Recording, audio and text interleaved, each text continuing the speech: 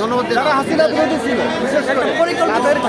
তাদেরকে আমাদের যারা হাসিনা, যে সমস্ত অফিসাররা হাসিনার শাসন মানত না, দুঃশাসন মানত না, তাদেরকে সুপরিকল্পিতভাবে পিলখানায় সংযুক্ত করে তারপরে সুপরিকল্পিতভাবে এই অফিসারদেরকে হত্যা করে। যে অফিসারদের একটাই বক্তব্য ছিল, যদি ইন্ডিয়ার কোনো বিএসএফ বাংলাদেশের উপরে একটা গুলি ছড়ে, বাংলাদেশের সৈনিক বিডিআর 10টা গুলি মারবে, তা নাহলে ওই ক্যাম্প পুরো ক্লোজ হবে।